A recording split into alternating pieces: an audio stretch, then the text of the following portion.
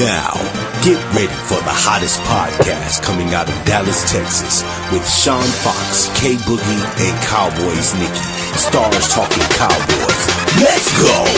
Yo, here we go again, back up on the scene. Stars talking Cowboys, you know what I mean. The podcast, repping everything with silver and blue. Keeping it real, that's what they do. Let me tell you about the crew. Sean Fox, spitting facts. K Boogie's giving game. Nikki's got the stats, so of course she covers everything. It's showtime, so let's get to the biz. And that Stars talking Cowboys, yeah, you know what time it is. Yo, welcome back to another podcast episode of Stars Talking Cowboys, starring Sean Fox, K Boogie, and Cowboys Nikki is in the building. You gonna dig this? Let's go. Hey. Hey, what's up? What's up? Good evening. Good evening. How's your evening going?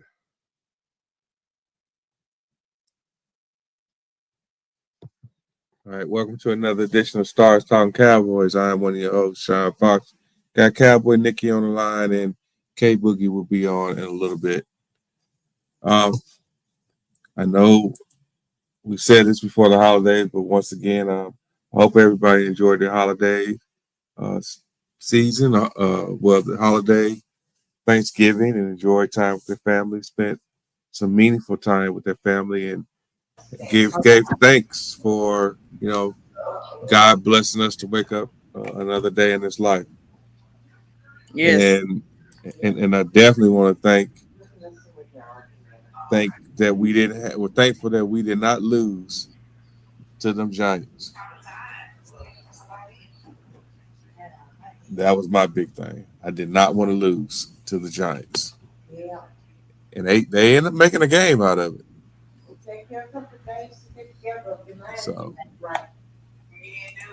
So what was your thoughts on the game? My thoughts? Yeah. I think we played a decent game, being that it was the Giants. I think we started off still a little too slow on the offensive side, being that it was the Giants. Defense showed up when we needed them to.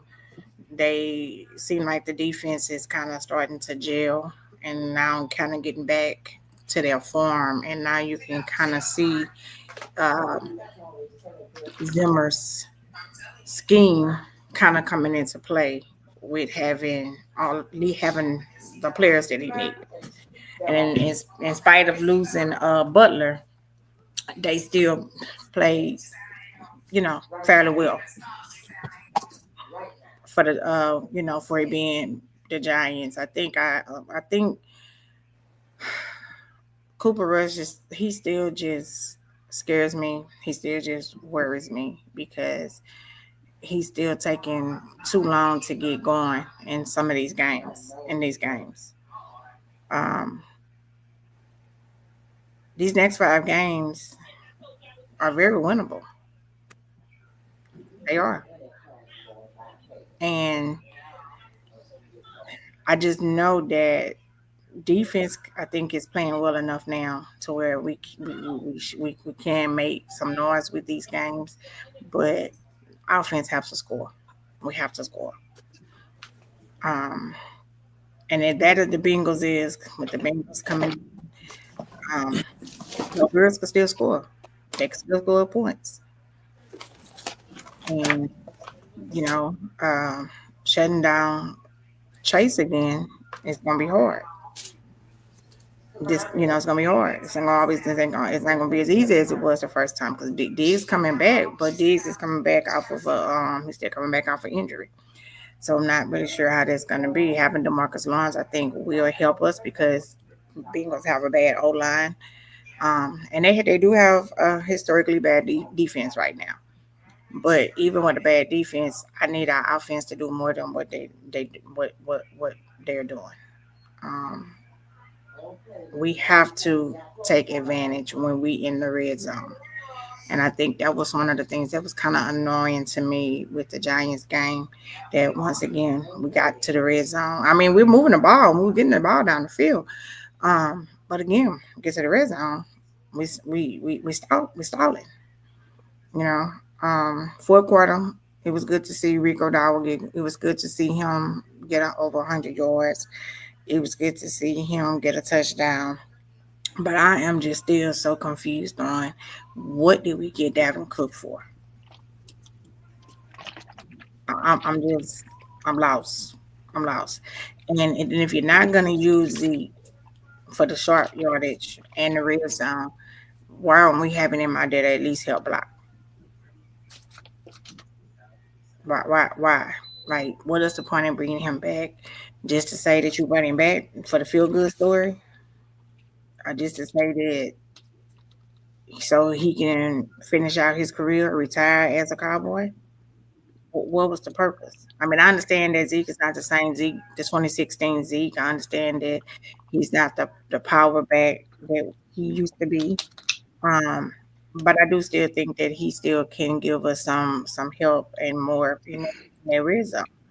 Um, but I just feel like something is still not connecting with Mike McCarthy with what he's doing with these game with some of these gameplays, with some of this game calling, especially against bad teams. Like, I understand that Cooper Rush is not Dak, um, but I don't know. Something to me is still missing somewhere. And I'm not gonna complain about the win because we got the win. We got the win. But I'm gonna be honest. If O'Shawn doesn't get that interception, I don't know if we win that game. To be honest, because you know the Giants were moving the ball too. I mean, we did stop them a couple of times on the third downs, and um, but there's no way Locke should have been able to pick up a touchdown on us like that. There's no way. You know. Um, I think I seen a couple of times they were out of their gap and they were out of their lanes, and I think I seen a couple of times they were trying so hard, like they were overplaying what they needed to do on that certain play. And when you overplay it, then that's what happens. You allow the quarterback to escape because everybody overplaying what they need to do. But um, overall, it was good to see to finally get a home win. Um, that was great to see that. Um, it looks like Dak is up in the stairs in Cooper Rush ear um, a couple of times on some plays. And I think Dak said today that even with that game, that he radioed in to Cooper Rush on a play or so, a few plays to change the play because he's seen what he's seen from up top. And I think that was on the play when Brandon Cook got as open as he did. So it was good to see Brandon Cook back, and it was good to see him get a touchdown. It was good to see that we had some of that reinforcement coming back on the offensive side. But in order for us to pull out these next 5 games somehow, some way, um, we're gonna need offense to do some scoring and not just kicks, not just field goals. All right.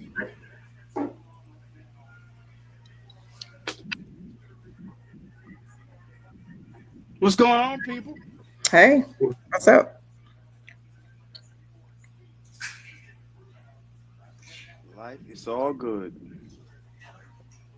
Well, what's your take on the game? Oh man, what was my take on the game? I was watching the game actually, and I was at peace. I was at peace. I didn't have any expectations on the game. I just wanted to see how we were going to be competitive, to be honest with you, because I know the Giants were going to come out and try to be as physical and competitive as possible because of how they showed up against Tampa Bay. So I was just basically just looking at the game with no expectations. I was happy that, you know, in the end result they won, but I was looking at that game without any expectations, to be honest with you. I mean, we need to be able to score more points and put teams away. But I know that Cooper Rush is a backup for a reason, and I know that a lot of fans are getting enamored with him because he doesn't turn over the ball, and he doesn't really push the ball like we should. Rico's a good back, but he's not an RB1, to be honest with you. And so when I was watching this game, I said, you know what, we're missing some explosive pieces. I said, we should be blowing out the Giants, to be honest with you, even though they were playing bracket coverage the whole game, because they wasn't fearful of Cooper Rush pushing the ball downfield. They wasn't fearful of that. And when he did push the ball down the field, it was nowhere near wide receiver. It was nowhere near being completed. So that's why I said, let me have my analytical hat on and just like watch the game. Yeah, it was a lot of missed passes. It was a lot of missed passes in that game.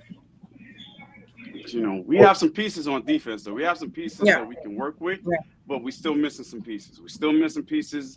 I mean, watching Zimmer's defense, I'm still looking at the Colorado Buffalo's defense from last year. I'm still looking at that.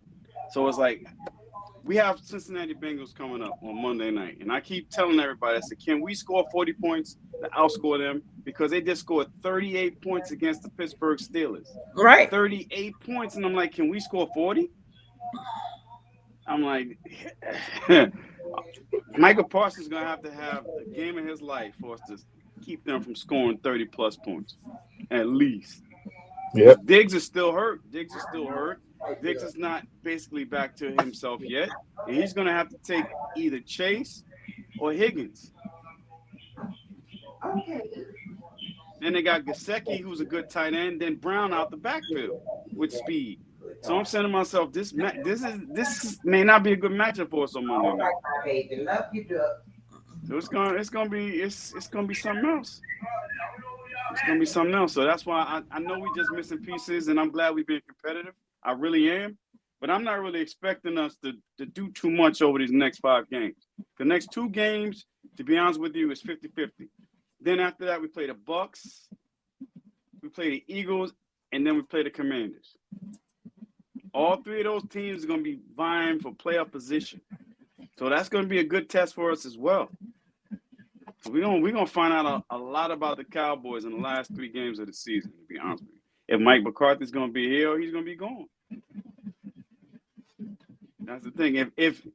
My thing is, if Mike does stay, he's going to have to get another defensive coordinator, and I want him to get another OC if he stays.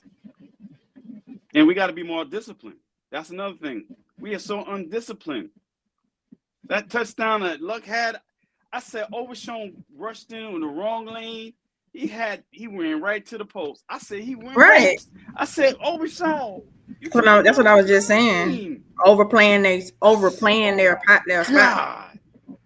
Right to the pylon. I said, damn Jalen Smith. I said it looked like Jalen Smith. I did. I said that. And I was dying. I said, he looked like Jalen Smith. I said, what is going on here? So, I don't know. Like I said, I don't have any expectations. I just want them to be competitive. All right. Think about it. We 3 games behind the Commanders right now. And then you have all the other teams in front of us. We're like, ranked number 12 in regards to playoff seedings right now? Well, I'm not even looking forward to I'm not even saying, even my mind's not even set on that playoffs. Like you said, I just want to see us end the season on a high note rather than a low note at this point. And that's the reason I say at this point, you might want to play some of the players that you do have that don't normally get to play, so you can see what you have to constantly kind of build on for next season. Because like Trigger Trey, a lot of them gonna be gone next year. I don't see Trey being here either next year. Why not play Trey? I don't understand. Is it the fact you want to bring him back on a discount? You don't want to show the other teams what he's worth? What are you doing? Why not play him? That's. I mean, you're paying him $5 million to sit on the bench. It don't make sense. Now they could use him as a trade. It could be saving them and trying to use him as a trade bait for next year. So they don't want to risk an injury. They don't want to risk him getting hurt because he may be used for a trade bait. You know. But he's a free But agent though after this year. they didn't pick up his 5th-year option. He's a So free he's agent actually a after free this agent. year. I don't know what they're doing. Why not play him? He has a liver arm than Cooper Rush. He may not be as accurate, and he will run, and he will run. exactly. I don't know And what you they're can doing. actually do RPOs with him. But now the one thing we can kind of count on with the Bengals is Joe Burrows is not a running quarterback. No. You know, he's not a running quarterback. He's kind of a sitting duck, but he's an accurate quarterback. So if you leave him time in the pocket and you leave him time to dissect and wipe your defense down, he will. He will. He will dice them up because that's he has that. That's what he do. Now remember the last time we played the Bengals, it was Cooper Rush that beat him. The last time we played the Bengals. Yeah, but our defense was much better back then. But we had a better defense because Diggs held Chase Young to 12 yards, 12 or 14 yards, and that Diggs is no, he's not that Diggs now. He's not that same Diggs that held him to 12 to 14 yards. Last time we played him, not last year, but not last season, but season before last. I remember I was at that game, but well, I said that like I don't be at none of the games, huh? But so it's not the same Diggs, you know. But we also didn't have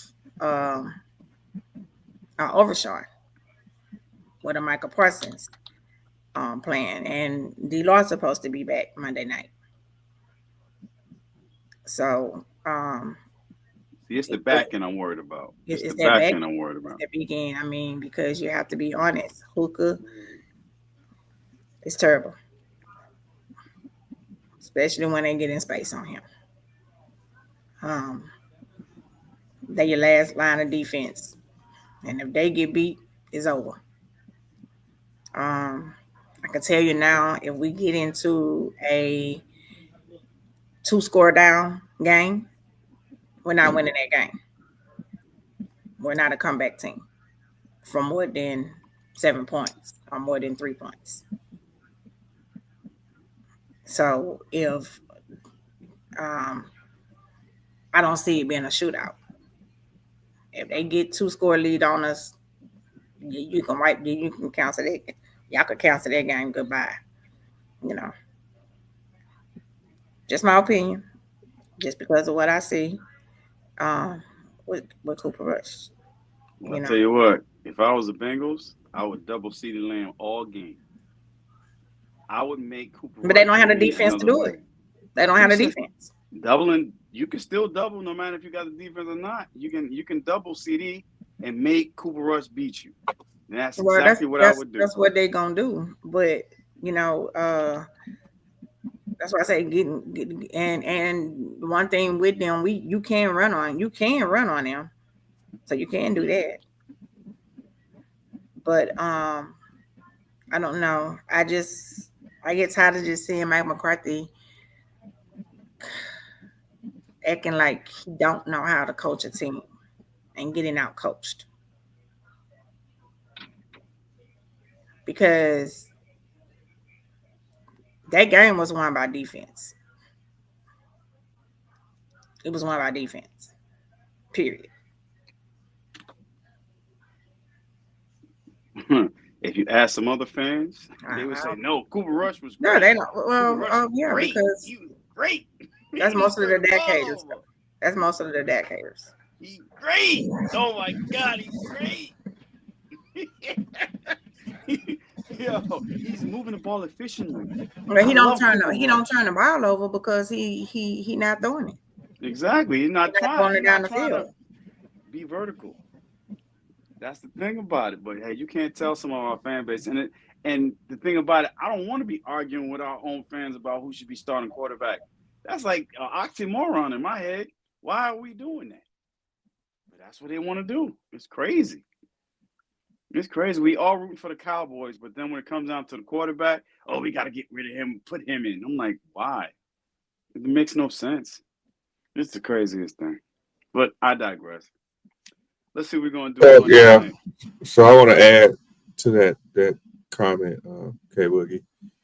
I was listening to the broadcast of the Cincinnati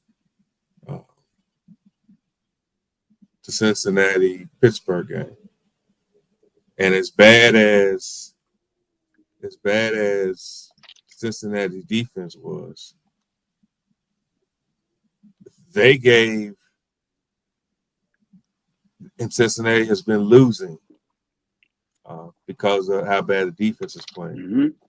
They gave Joe Burrow all the credit in the world.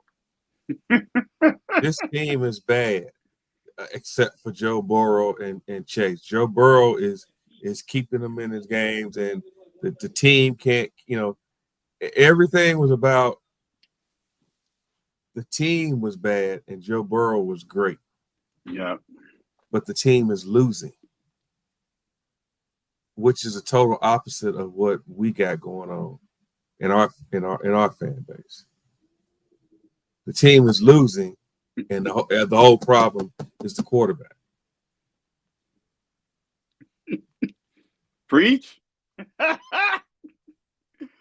That just baffled me. That baffles me. And then when you go in some of these NFL groups and this and another, they're saying the same thing that the commentators are saying. Mm-hmm. It's disgusting, isn't it? Like, we root for the same team. What's going on? Are these still fans that love Romo? You love Romo so much that you're going to hate on Dak Prescott, his success. Do you understand if that isn't successful as a fan base, we won't be either? Do they understand that? Or they don't care? It's crazy. It's insane, bro. It's insane. It's insane. It really is. It really is. And everybody's like, oh, well, that turns the ball over. You can't read defenses. I'm like, well, damn. Well, Cooper Rush, they dummy down the offense. As you can see with the Giants, they bracketing coverage. They're not expecting him to do too much. I said, so what happened against the Eagles? What happened against the Houston Texans? But now because we beat the Commanders, and actually the Giants, now we're on top of the world. I'm like, oh my God. Well, that's where people who don't know football don't understand. You just said it. The Giants were playing bracket coverage, which puts two safeties over the top, which opens up the run game. That's why Rico Dowdy had the game he had. If they was to play a cover 3 and bring that safety down, and they had a decent secondary, I guarantee you Rico Dowdy would not have had the game that he had. And this is not a knock on Rico Dowdy. This is just simply that people do not understand football concepts. And one of the basic things is the reason why you hear coaches, you see quarterbacks changing plays. And for those who like Cam Newton or who don't know Cam Newton tells it all. He just had his little thing last week where he said that the first thing that the quarterback does is they go to the line of scrimmage, they identify the safeties, then they identify the Mike linebacker. Once they identify what the safeties are doing, once they identify where the Mike linebacker's at, they know what plays to run from there, whether to continue on the play that they're on or to check to the next play. So there's a game inside of a game, but fans don't understand that. Well, why are we throwing 3-yard outs? Why are we throwing so many slants? It's because of the way the defense dictates what you're going to do.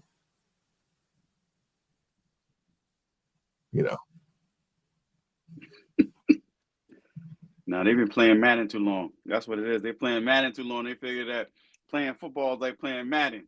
Well, I can't score all these points. Come on. It's like, okay. This is real football here. It's not a simulation. It's not Right. fantasy football either, and they don't understand those concepts. So okay, Right. you'll see when you're playing against a complex defense or better defense. They don't Right. understand that sometimes. They just don't. Right. Because we always wrong. We dat lovers. We love Dak Prescott. I'm like, no, we also criticize that when Dak plays badly or he's not reading the coverage correctly. But no, we love that. I know. We love him. I get so tired of trying to explain it and say that. Like, tell me when. Pull up one show and tell us when we ever gave Dak credit when he was wrong. When we ever sit up here and said that Dak doesn't need to do X, Y, Z. When we doesn't sit up here and say that Dak was was holding the ball too long. You know, if he would have just ran these extra few times, we could have had a first down. You know, sometimes you got to help your offense out. How many times we have said up here and said that? But everybody just think that that's what we don't do that, and we do. Like we don't. When Dak played a bad game, we say Dak played a bad game. I think the biggest, what people don't use Pittsburgh as an example. All right, and let's be even more specific. Let's use Russell Wilson, for example. Seattle traded Russell Wilson to Denver. Mm-hmm. Russell Wilson's first 2 years at Denver were horrible. Mm-hmm. Horrible. The first year coach, the first coach that he was under didn't suit the offense, didn't suit Russell Wilson. So he played horrible. Then you had what's his name coming in? Sean Payton. Sean Payton coming here. And they didn't get along. Right. So Russell played horrible again. Right. Now he goes to Pittsburgh, gets an offense that is more to his that's more to his, suits his talent a little bit more. And he's playing lights out. He's back to the Russell Wilson. He's back to the Russell Wilson that we seen, when he was in Seattle, But so that's if people don't understand that coaching matters, then that's a perfect example. Because Russell Wilson wasn't a good quarterback, and also he was bad. Then he turned around and just flipped the switch and became good again. It's all about the talent around you. It's about obviously your talent. Mm-hmm. It's also about the talent around you. Mm-hmm. It's about the play calling, and is the play calling built? Is a big play calling built around the abilities of the staff that's on your team? Right. Right. So for all those individuals who say, I'm going back to the Joe Burrow comment that I made earlier. So those commentators was just and fans that was in one of this group, they were just talking about Joe Burrow. He's got all these stats and he's got this and he's got this and that and other. But we said the same thing about Dak, and they said, "Oh, it doesn't matter because it was garbage time." Right. Right. What's mind-boggling to me is that we are the only team that's not allowed to have excuses. We're the only team that a quarterback don't have all of his pieces, or a quarterback doesn't have the other side of the team doing their part. In this case, at the moment, in the beginning of the season, it was defense that was, granted, no, Dak wasn't playing his best football either. But defense damn sure wasn't. We were getting blown out.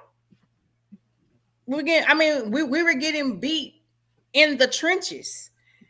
We were getting beat at the line of scrimmage.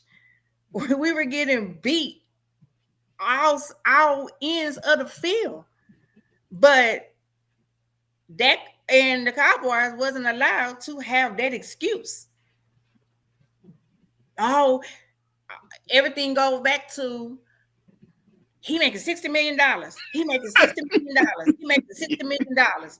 What the hell do $60 million got to do with his defense not getting a stop? What the hell do his $60 million got to do with defense letting these mugs go all the way, go up and down the field, dragging them? What does his $60 million have to do with Mike McCarthy not knowing how to coach? What his $60 million have to do with Mike McCarthy having bad time clock management? Well, $60 million got to do with that ain't got nothing to do with it. What $60 million got to do with your rookie left tackle with all these holding calls that eventually got benched towards the middle of the season? You know, that's why I say that there's a difference between watching football and understanding football and being a fan of football. Now, I'm more disappointed in the playoff loss to Green Bay last year than I was those other 3 years that we went 12-5. Why? Because we had an easier path to the championship game because we were in a position to have 2 home games before we got to the championship game. Mm. So I was more upset about that loss than probably any of the other losses that we had in the other 3 years that we went 12-5.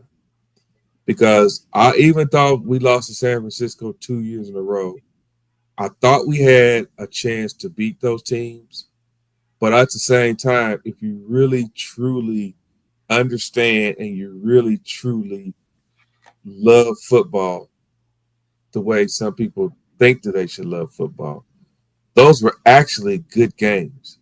You lose a game by a score at a 20-17 or 23-17 or something like that, or whatever the score was, 24. I can't remember. 23-16. 23-16, something like that. Yeah, something like that. Yeah. Those are actually good games because your defense played okay. They just gave up a couple of bad plays like we did. The best game, and we talked about this a couple of weeks ago, the best game that I've seen all year was that Pittsburgh-Baltimore game. It wasn't a lot of touchdown score, bunch of field goals, but it was played from the 20-yard line to the 20-yard line. Right. And that was two teams that are good and they were well coached. That's football. And like you said, K Boogie, earlier, too many people have been playing Madden. Too many people watch Madden, and they think the football is supposed to be like that. And I think the NFL fucked up our minds when they changed the rules for the defense, right? Where you can barely touch somebody now. Exactly, made it too easy for the offense to score touchdowns. Made it way too easy. Made it way too easy. And that's kind of what Tom Brady was saying today on the herd. He was like saying that with the guy for the Texans guy, that's been getting suspended. He was saying that the quarterbacks need to start having an obligation themselves because the defense he's been a defensive player. They are taught to be aggressive. They are taught to take the quarterback down. They are taught to stop a play. And if you're going to constantly want to protect the quarterback's going to have to start taking some blame on some of the things that they're doing as well. On the field. But I'm like, Tom, when did you ever run? But well, think about that fake slide that Mahomes did a season or two ago. Oh yeah, the fake one. He faked that he was gonna slide. Then he ran in for a touchdown. Touchdown. Because the defenders, they thought, oh, he's going down. I'm about to stop. Right. So as a defensive coordinator, I'm going to say, finish the play. Finish it. You know, I'm not. I don't want you to hit somebody in the head. You know, I'm not sure. I think that his shoulder pad hit. Uh, Yeah, he hit him in the head. hit him in the head. Yeah. His What's that boy forearm name? did. His Trap. forearm. Trevor, yeah, Trevor Trevor. Lawrence. When Lawrence. Trevor Yeah, Lawrence going down, he grazed him with a forearm to the head, and his head hit the turf, and that's what happened. That's when he became concussed. yeah. That was crazy. So he's out now. They announced this evening. He's out for the rest of the season with a shoulder injury. So again, we have another quarterback that has been paid and is out due to an injury. But it was all up in smoke because Dak got paid and Dak is out to an injury. But quietly, nobody's heard anything. That fact that Trevor Lawrence is now out the rest of the season after getting paid out to an injury. Joe Burrow's last season out after getting paid due to an injury. Um, Tua out first part of the season due to another concussion. So again, it amazes me how Dak Prescott or the Dallas Cowboys does things that other teams do. Dak Prescott doing things that other quarterbacks do.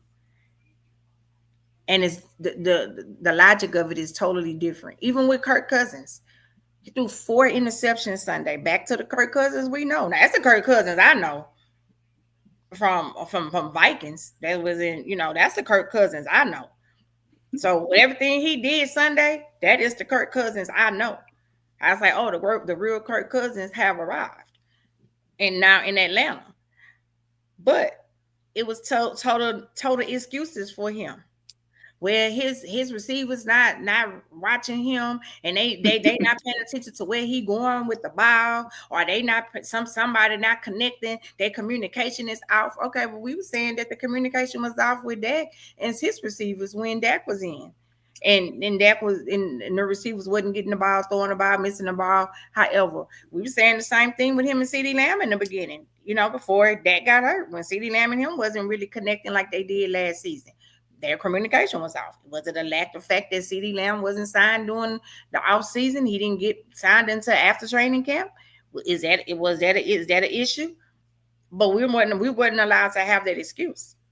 Dak wasn't allowed to have that excuse. When he making $60 million, he should be able to tell anybody. He should be able to see everybody doing. He should be able to know everybody going with the ball. He should be able to do this, to do that. He making $60 million.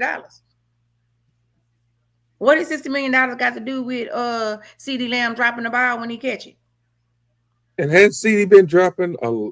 He been dropped a lot dropping of the ball balls with last Thursday. He dropped a lot of balls.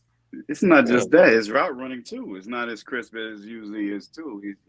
He. I don't know if he's looking at a zone, thinking his man, or vice versa, but his routes are not as crisp either. So I'm saying to myself, it can't all be Dak Prescott if you see he's still making the same mistakes with Cooper Rush, and he's dropping passes left and right. Why? Because he knew he was going to get smacked against the Giants because of bracket coverage. He knew it. So he's like, oh my God, I got to catch it before I get hit. Losing his concentration. Right. He's not concentrating. He's trying to take off before he had the ball because he don't want to get hit. Maybe it was the $60 million that Dak Prescott got that's confusing CeeDee Lamb. That's why he's dropping passes. Maybe that's the reason. Shit. Everything goes back to Dak Prescott. Everything. It's the craziest thing. And don't get me started on your boy Dan Orlovsky. Oh, Dan Orlovsky. I don't listen to him just because, like, you can't tell me nothing. You play for the Lions. You play for Owen. You play for. He said your last play is the end zone. Like, it's nothing you could tell me. Like, it's nothing you could tell me. Like, Dan Orlovsky. I don't even listen to him. Like, when he started coming on, I just turned the channel. Him and Shay got into it though. They got into it, boy. Monday, even though I missed it, they got into it. Oh yeah, I heard him and Shannon Sharp got into it. They got into it. I really like talking about it because they are some clowns on there. So I Yeah. really don't watch it, like talk about it anymore. Like, Hey, I don't. I don't even watch First Take like I used to anymore. Um, Simply because and it's kind of like us. We do our show, and we have different people that come on with different opinions. But it seems like they are all overshadowing Stephen A. now. Have you noticed that? yeah, and he made a statement about that the other day. He made a statement like kind of like don't forget y'all on my show or y'all came on my show, Yeah, yeah, and don't forget that I'm the one asked for you to be here. So pretty much in other words, like saying that if I can make the call or make the name and say I don't want you here no more, you could be gone. yeah. Hey, he's $120 million richer. That's for sure. That's how much he's getting ready to sign for. So, it is what it is. So they did give him the contract. He's gonna sign for 120 million. That's what I read. It's coming. Wow, that's That's what why he he asked for. shucking and driving and doing all that nonsense on TV. Well, I don't know, but so clearly, if he can get 120 million, they deserve his 60 million. Simple as that. But Because he getting $100 million, other than 120 because of Cowboys. right, Yeah. Howdy. Howdy. yeah, I'm like Yeah. he's such a clown. Um, so I don't even watch it like talking about it. Um, so let's talk about another part of this game that I had a I had an issue with, and it was on the play where when it was this was on Mike McCarthy. Um, how many times are you gonna see a team go on the field and prepare to do something, and then they figure out what your defense or what you're about to do, and they call a timeout, and you go back on the field and do the same exact thing? Same damn thing. I'm like, that was the point of them calling a timeout because they seen what you were doing, and they wanted to reset to get ready for it. So why wouldn't you change that up when you send them back on the field? Why would you go back send them on the field with the same thing? Like, that's the reason why I feel like he needs to be gone. That's another reason why I feel like he needs to be gone. Like, I'm sick of him. We're doing the same stuff over and over again. And I don't know why people taking stock into this stuff with that said about, Mike McCarthy deserves a chance or he deserves another chance to get another contract. Da, da, da, da, da, da. It's a political correct thing to say. Yeah. What did y'all want him to say? Did y'all want him to be a Michael Parsons and just say he needs to go? Did y'all want him to be Michael Parsons and cause turmoil in the locker room some more, or division in the locker room, even more? What was he supposed to say? It's the political correct thing for him to say. He said the same thing about Jason Garrett, but Yeah. deep down, he wanted Jason Garrett gone. They didn't have a players' meeting with Jerry without Mike McCarthy for no reason. And why And is have Jerry you, there with a play sheet in his hand? Jerry I'm Chewy like, is. I'm like, you don't even know football, Jerry. Like, you can't even get people signed on time. So why is you sitting up here with a play calling sheet in your hand? Optics. It looks good. It looks good. Optics. Anything looks good to Jerry. Optics. That's just Jerry. He don't care. It's ridiculous. well, also have you noticed that somebody must have told Mike Parsons to keep his mouth shut because he ain't been talking. He ain't been talking a lot lately.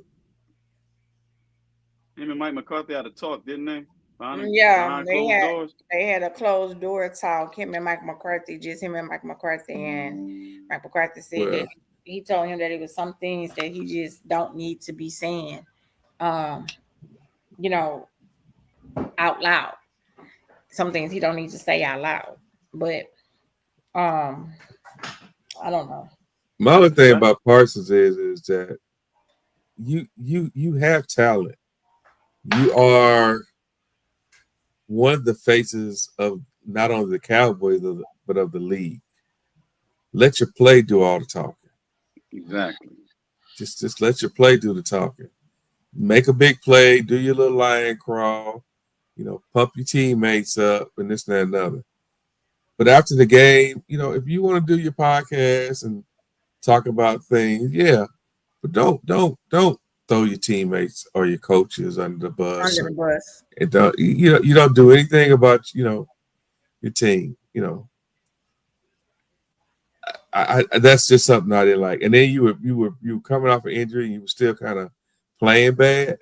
So yeah, I love his fire, I love his passion, but take that energy and put it into trying to get build your teammates up more. No, So I agree. Fire them up on the bench. Tell them when they're doing something right. Tell them when they're doing something wrong. That's what a leader does. But why do y'all think? Why do y'all think some of these players feel so comfortable with doing that? Why? Because of Jerry. Because that is the environment that Jerry have created. Jerry. That's the culture that he has created there. That's just what it is. And anytime your players can go to you and have a players meeting and say they don't want the coach in the players meeting, and they didn't even have a discussion with the coach that they wanted to have a meeting. And when your coach sees you are in the office having a meeting and he goes to go see what's going on and you tell them, oh, they don't want you in the meeting.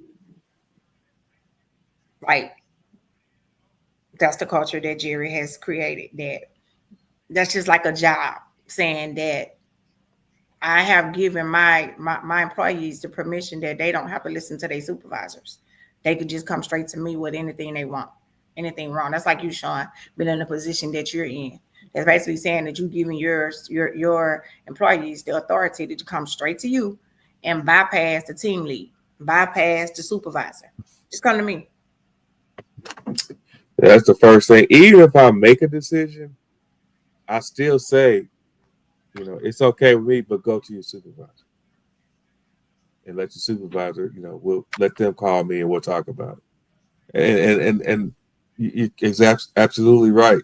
If those players feel like that they can bypass McCarthy or their position coaches or whoever and go straight to Jerry, then shit, Jerry needs to be coaching the team. Oh no, you don't need. that. I'm just saying you don't need. You take Mike McCarthy's play sheet.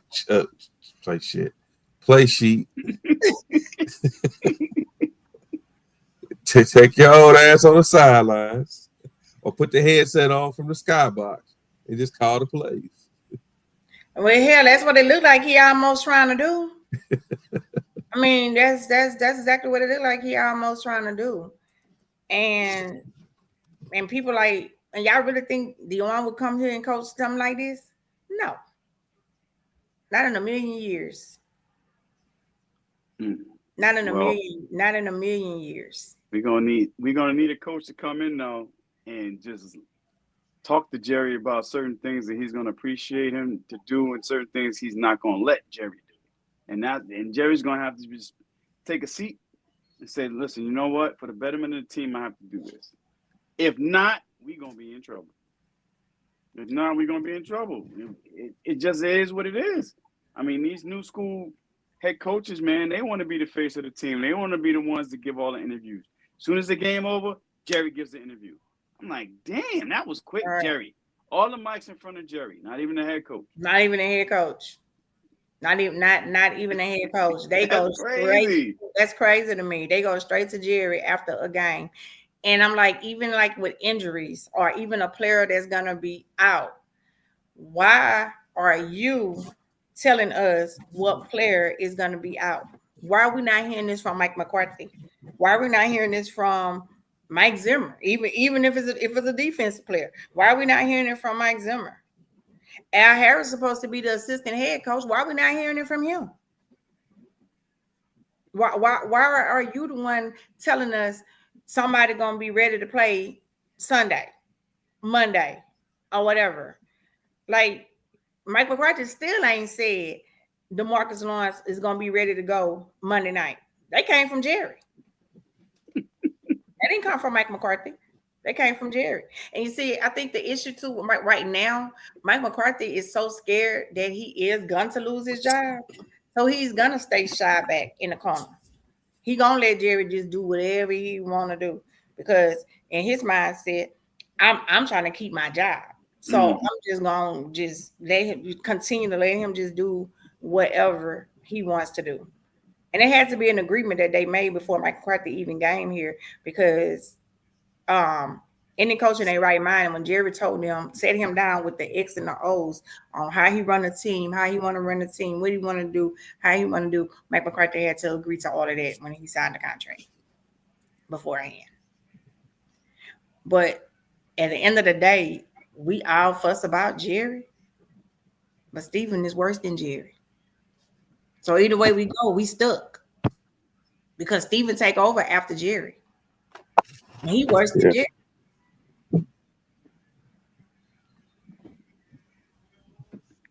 Man, we're gonna be in trouble then. We're gonna be in trouble for years if that's the case. And not unless Steven can change his ways. Not unless Steven is acting like that because of his dad. I don't know. We gotta pray. Fall far from a tree. We're gonna have to pray. We're gonna have to pray. Oh Lord, we're gonna have to pray. Cooley Cool says, until Jerry say, ask the head coach, they're gonna continue to ask Jerry these questions. Yeah. And that's true. But Jerry ain't gonna never say that. Maybe Mike McCarthy needs to just push him down.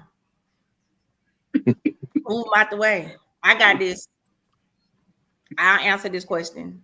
That's gonna be a hell of a fight. Oh, Jerry got security. Jerry got security. I think his security tied to him too. Oh man. I think his security tied to him too. Because it's just the same thing over and over again.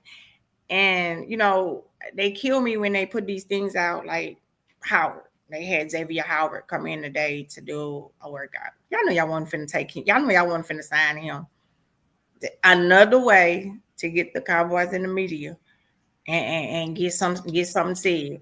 Y'all know y'all had no intentions on signing Xavier Howard. For one, with the amount of money he won't, even with these last little few games got left to play, y'all know damn well y'all wasn't finna pay him that.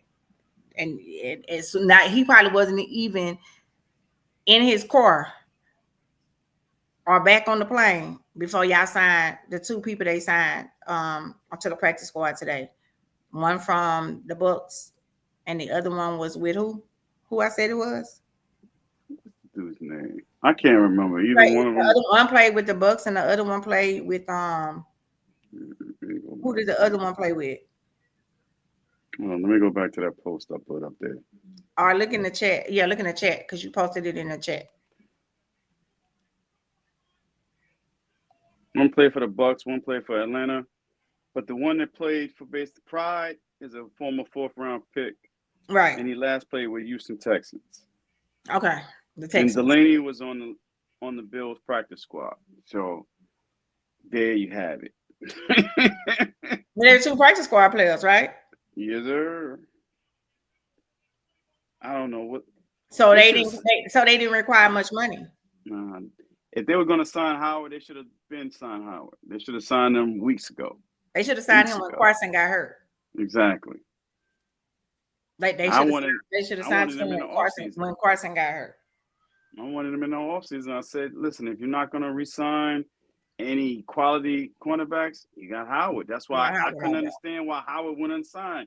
Did he do something? Is he bamboozled? Is he basically banished from the NFL? What's going on with him? Because he's still talented. So I don't know. But didn't he have the drama?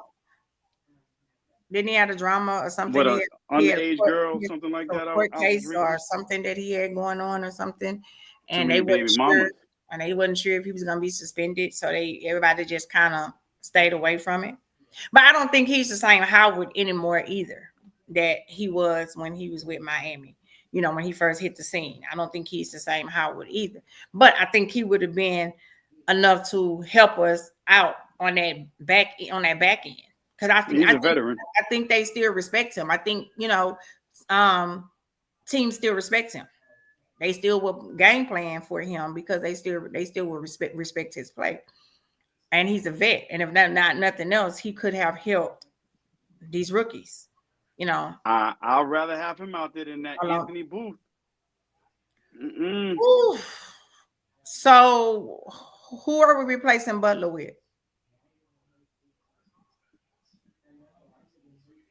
That's a good question. Who's replacing Butler? I think Israel was out there playing for the most part. Who? Israel, 24. Oh, yeah. He was out there for the most part. Oh, shoot. And then you have Jordan Lewis playing the outside as well. And that's a mistake. Jordan Lewis is better at basically slot corner. Jordan Lewis on outside. Yeah, he needs to stay in slot. I don't know. I was looking up and down the roster, and I was trying to see, I don't know. We got a lot of injuries on the back end now with safety as well. So that's why I would have signed Howard and said, listen, we're going to give you this contract for the next 5 games. You just show me. Yeah, but they signed. That's what we knew they signed. We knew who they signed. But I think Howard would have still been the betterment of the 2 they signed. I think what they're gonna pay them 2 for practice squad, they could have gave Howard that for the rest of the season. Because we still got tough games. We got tough games. We play the Bucks, we play the Commanders, and we play the Eagles. So I'm thinking that Eagles game, we go to the Eagles and play. I'm thinking that Eagles game, the Eagles won't be playing their starters. You don't think so? No. That's the second to last game. I think they might because. But they should have the division. Yeah, but they should have the division. They should have the division locked up by then, and they should already have they play cemented in the playoffs by then. Yeah, but home field advantage though. They want home field advantage because there'd be a game out. But the only way they could get home field advantage is if Detroit Lions lose. If Detroit Lions lose somewhere, if Detroit Lions lose, don't they play tomorrow night, Green Bay? They play Green Bay at home tomorrow night. Yeah. So if Detroit Lions don't win tomorrow night, then that makes that home field advantage a halfway available for the Eagles. Redskins game, I think will still be. I still call them boys the Redskins. I know they're the Commanders, but Redskins game may have more meaning to it than anything because they're still fighting for a wild card spot, and it depends on what happens between these next 5 games with them if they cement that wild card spot. So that game, if anything, may be the game that really, really matters for us. Matters. And if we're not doing nothing but playing for spoilers, that's fine for me too. But the Bucks too. That Bucks game and that Bucks game is going to be important as well because the Bucks are still fighting they're still fighting for the division. Yeah. Because even though the Saints are losing, the Saints is still right up on them. They still haven't cemented anything. So the Bucks have a pretty tough schedule these next couple of games. So I think that Bucks game is gonna mean a lot too. See, I just think basically with the Eagles, because the Eagles have to play the Commanders one more time as well. Right. So anything is possible. Anything can happen because we saw the Eagles collapse last year. So we don't know what could happen. True. So I believe the Eagles gonna play their starters. They're not gonna rest anybody. Because don't forget, there's only one team with a bye, and that's the number 1 seed. Right. So you figure the Eagles, I have a feeling the Eagles just going to keep playing their players. They're not going to rest them. They had a collapse last year. They be like, no, we're not resting anybody. We collapsed last year. They're not going to do that. Not unless they get the number 1 seed.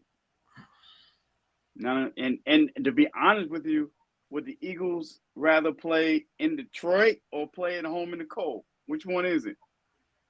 Which one, if you were a player, would you rather play on the road in a dome or at home in 20-degree weather?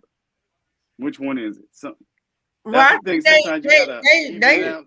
they built for playing and they at home. And at 20, they used to play. I think they would probably have more of the advantage playing at home.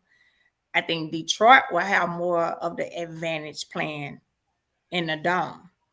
Because I think last year Detroit had to go on the road and play, right? Yeah, they went on the road. They had to go on the road and play the 49ers. NFC Championship. To play the 49ers, and they had the game right? won. They had the game won. They And just they stopped had the running game the ball. won. And they started running the ball. So if they would have kept running the ball, they would have won that game. But I think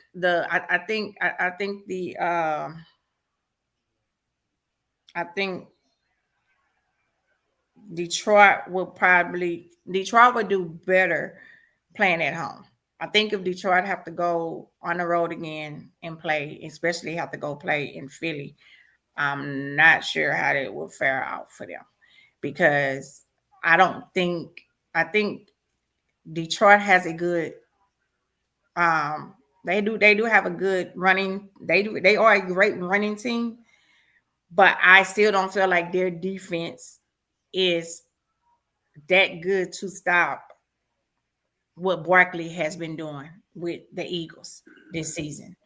And I don't think their defense is just still that good. Is good enough to stop what Barkley has been doing this season, especially if they have to go to Philly and play. Now they might have a chance if they playing in the dome, but if they have to go to Philly and play in it, I don't know if they can stop Barkley. I don't know if their defense can stop Barkley. It's gonna be very interesting. Whatever happens with them, it's gonna be interesting. What I want is for Keelan Moore to get back to the old Keelan Moore. I want him to start passing the ball and stop running the ball. He's not. But just like but I want him to forget. And I want him to start back doing like he was doing.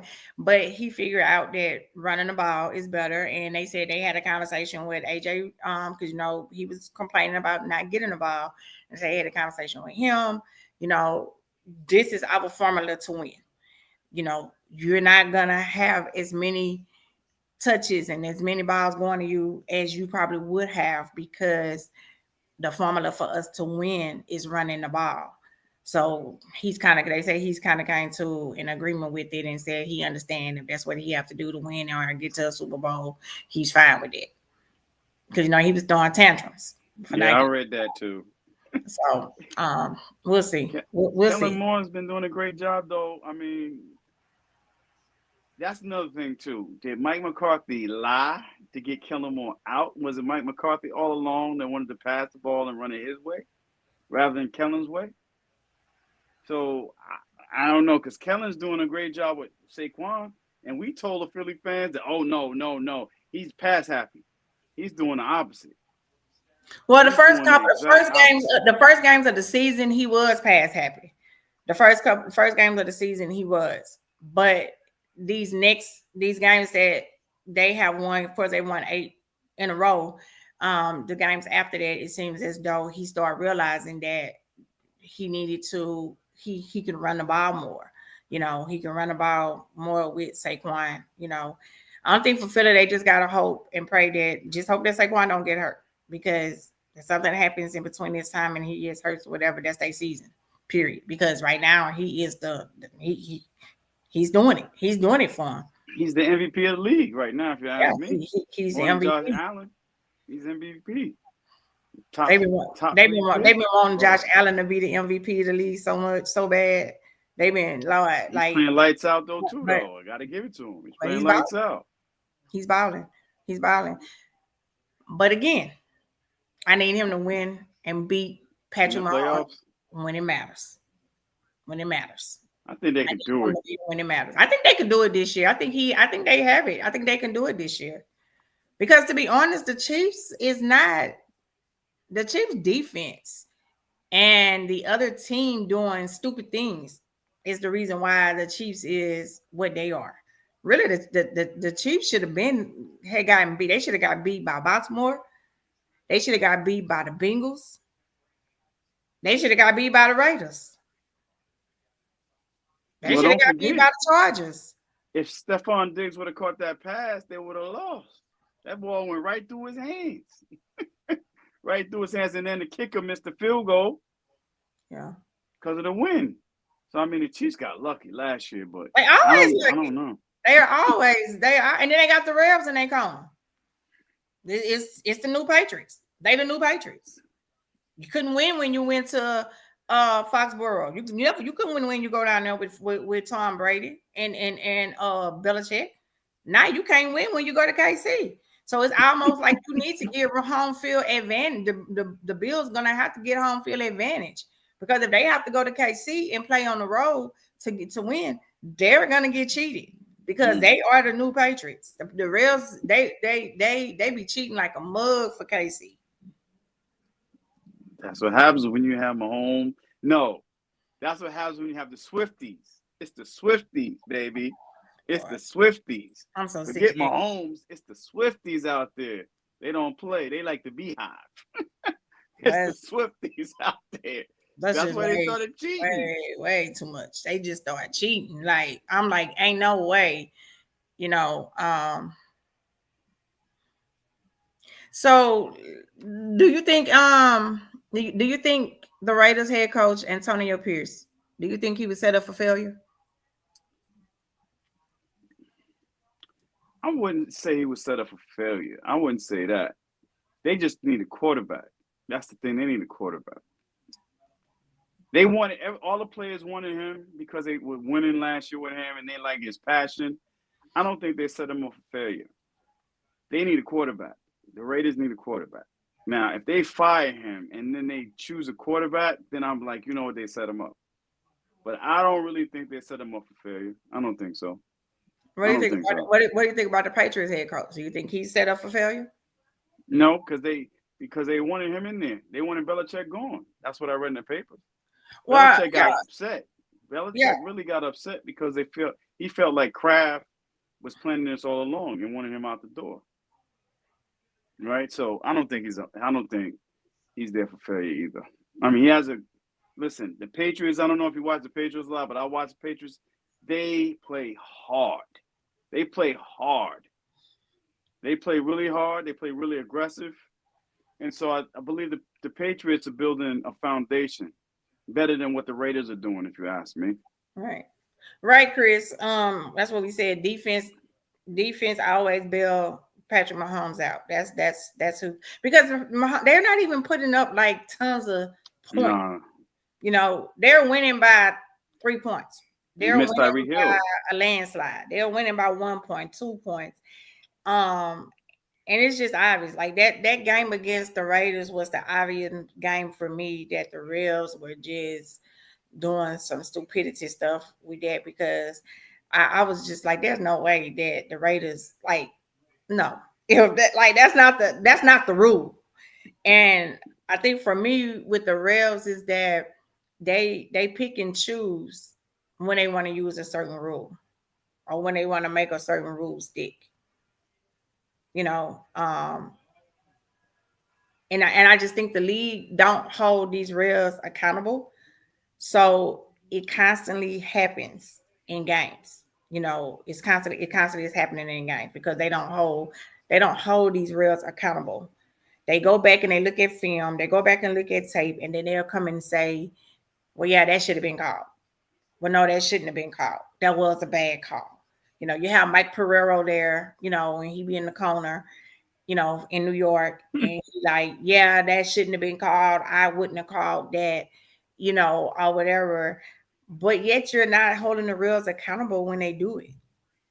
You're not holding them accountable for it. And they are the difference maker in some of these games. You know, they are. Because you can ask your players to do so much. But if the player is doing something that they have been doing all along and they feel that it's correct and accurate, and then the ref deciding, no, I'm going to call this, you know, you're messing with games. You're messing with a person, with a team's spot.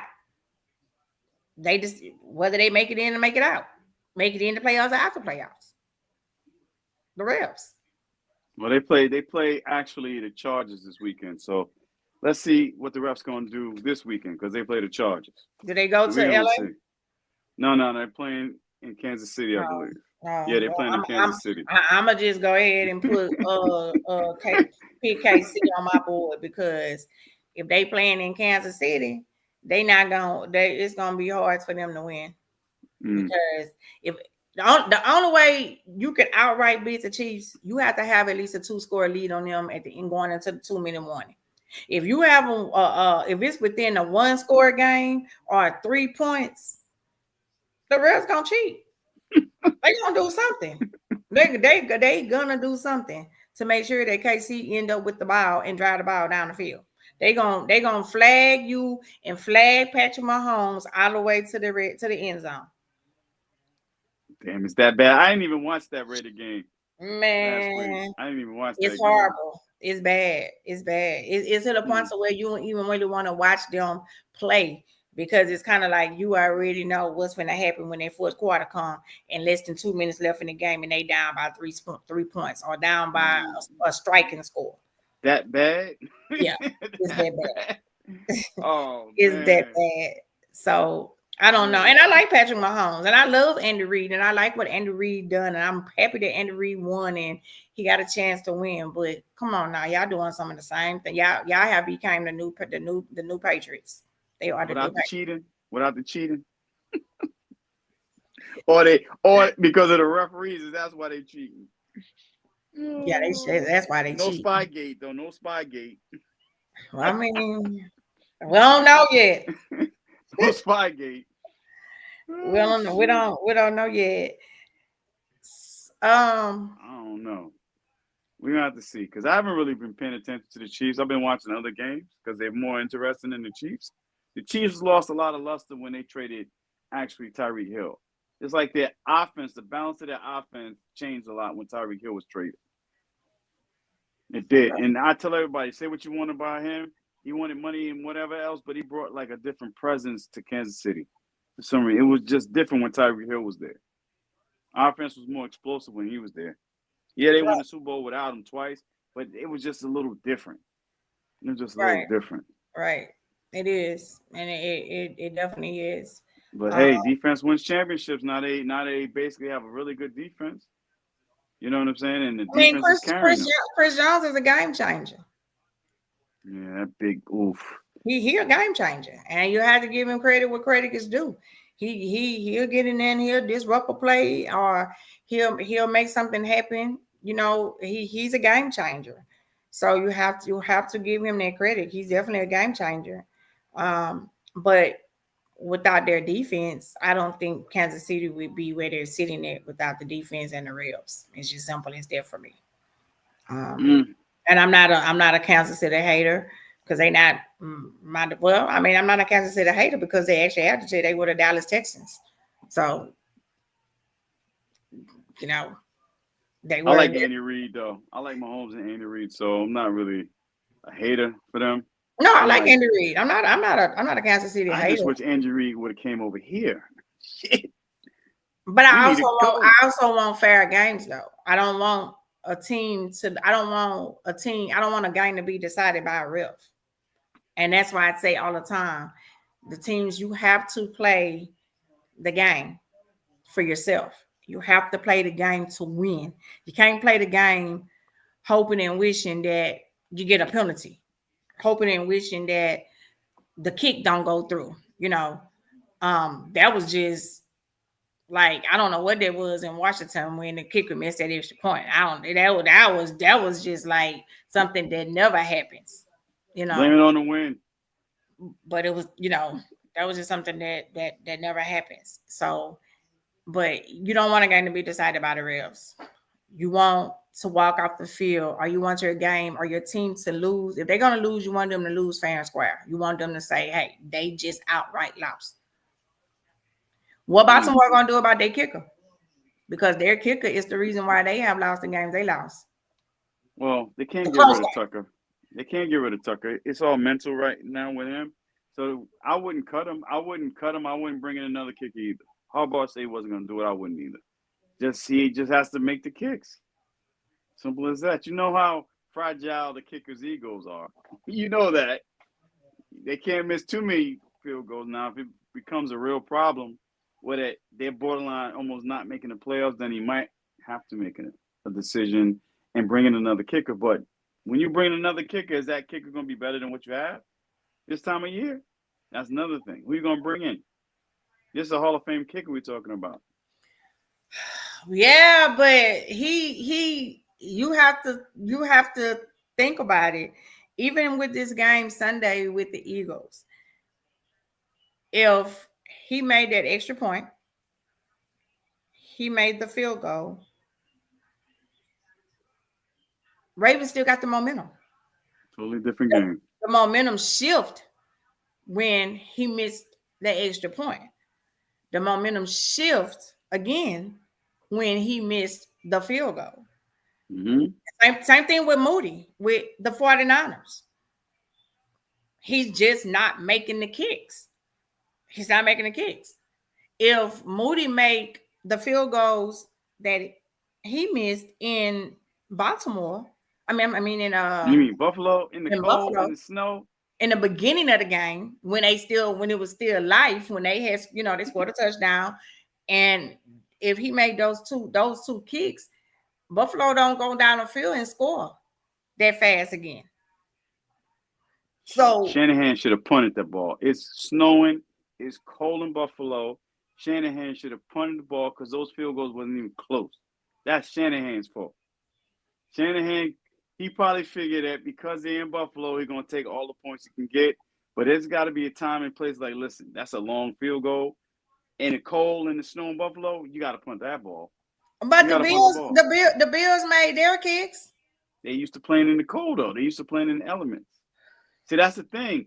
Playing in the snow and the cold in Buffalo is totally different than playing a lot of outside places. That cold, that wind hits you. That cold hits you. It's just different. It's just different. And Shanahan, he outsmarted himself, though. He took the points because he knew they're playing out in those conditions. I'm going to take the points, but he should have punted the ball. He should have punted the ball.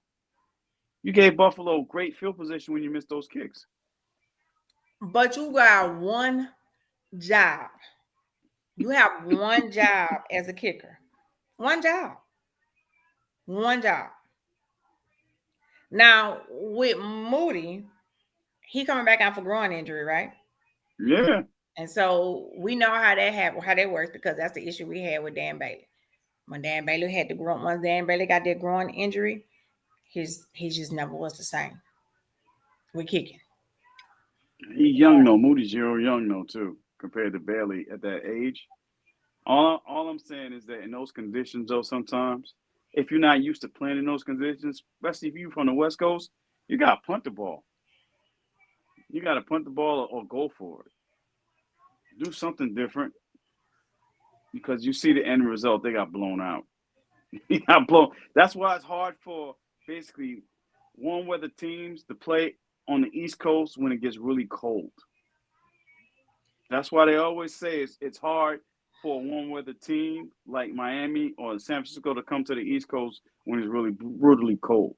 The Cowboys have an advantage because they play basically in the NFC East. And Eagles playing cold, the Commanders and the Giants playing cold weather. So that's the only advantage that we have compared to some of the other teams. They're playing warm weather or controlled atmosphere. But we don't play good in that type of weather neither. I think we'd play better than the 49ers did. We don't play good in that type of weather neither. Like, I'm like, anytime we have a game like one like that, that's why I was like, Lord, if we have a play Pittsburgh this late in the season when it's snowing and all that, no. Like when we play teams like that, I wish for those teams to be early in the season, because we don't play good on the road with teams like that. And that Philly game gonna be cold. Well, the Philly game probably, it ain't gonna even really matter at that point for us, because if we don't win Monday night, that's a wrap. So now we just playing just to audition the players for next year. If we don't win Monday night, we don't even stand a chance for nothing else, unless it's a collapse somewhere with again with the Eagles or even with the Commanders, unless it's a collapse, somewhere with them. but I don't know. I hate the Eagles with everything in me, but you have to give credit where credit is due. They have the best O line in football right now. They have the best O line right now. They have the best running game going on right now with Saquon Barkley. You just have to give them. You have to give them credit. You have to give them respect. You have to give them the credit that they deserve. That's all a part being a football fan. You have to learn to take the bitter with the sweet. Well, they Um, do play. They play the Steelers and the Commanders back to back. but do they play the what they play? I mean, they play them in Philly or they play them in They Pittsburgh? play. They play the Steelers at home and they play the Commanders on the road. Then after the Commanders, then they have us, and then they have the Giants at home. So the game that they could possibly lose is the Steelers and maybe us. But Because they play the Panthers this Sunday. You know that that's I a don't know that's a though. decent. Bryce Young been playing. He been playing better football. Yeah, but he's going in the belly of the beast at 1:00. I don't Where they expect him playing to at? go in. They playing in Philly at 1:00. Yeah, that's gonna be a loss. Mm-mm. We can only hope. Look, we can only wish. We can only hope. Now the last game of the season versus the Giants, the Eagles play. They probably gonna sit their players because the Giants shit. The Giants gonna tank anyway because they're trying to get Shador or Cam Ward. So, so you figure maybe. I don't know. But let's see. Monday night. Monday